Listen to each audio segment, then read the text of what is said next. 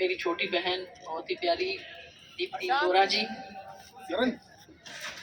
आतिफ रशीद जी जो कि अल्पसंख्यक मोर्चा के बहुत वरिष्ठ नेता हैं, विकास गुप्ता जी जिला मंत्री,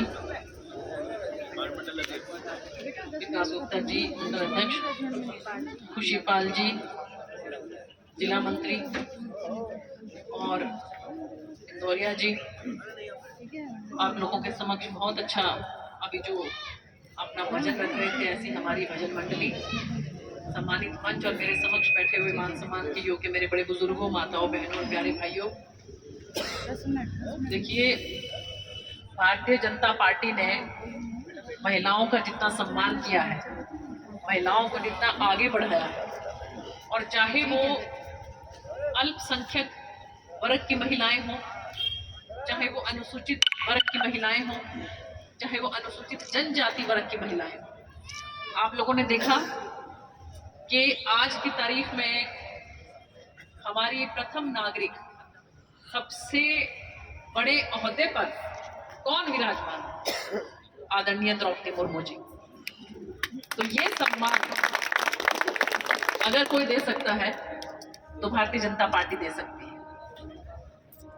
और दीप्ति जी को मैं पर्सनली बहुत समय से जानती हूँ। ये बहुत ही सुशिक्षित और संघर्षशील महिला है, बहुत मेहनती महिला है और समाज सेवी है। मुझे पूरी उम्मीद है कि अगर आप लोग यहाँ से उनको जिताकर पार्षद बनाकर भेजते हैं तो आपके इलाके का विकास वो जरूर करवाएंगे।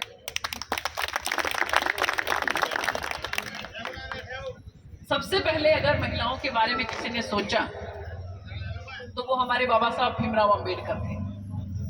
आप लोगों को मालूम है कि महिलाओं को हमेशा दोयम दर्जे का नागरिक समझा जाता रहा पहले, और चाहे हम यूएसए की बात करें चाहे यूके की बात करें, दोनों जगह पर जब संविधान बना तो उसमें महिलाओं को वोट करने का अधिकार नहीं था।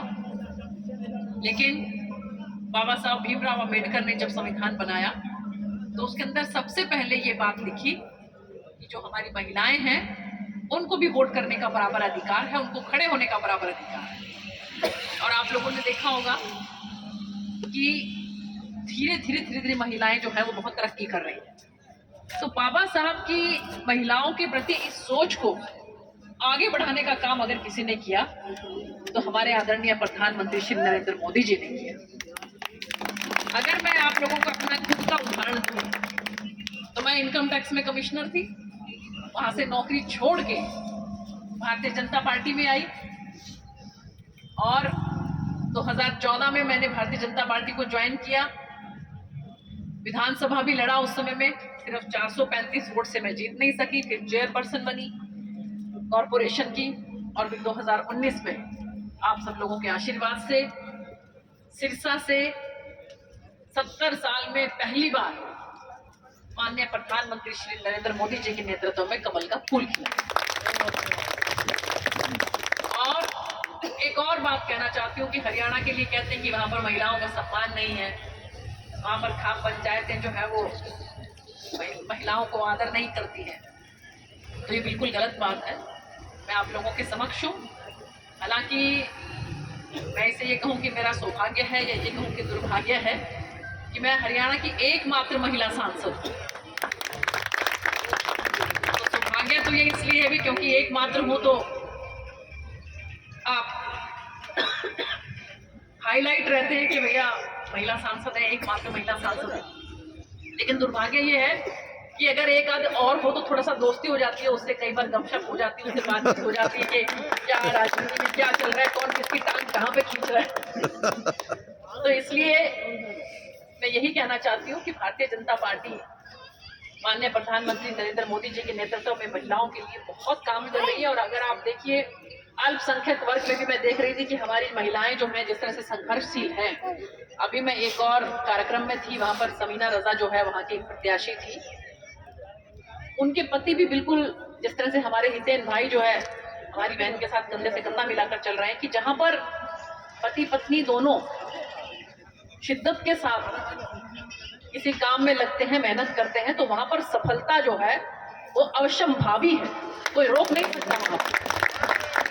तो इसलिए मैं आप सब लोगों का आह्वान करती हूँ कि आप लोग 4 तारीख को कमल का बटन दबाकर हमारी बहन दीप्ति इंदौरा जी को यहाँ से जिताकर पार्षद बनाकर भेजिए।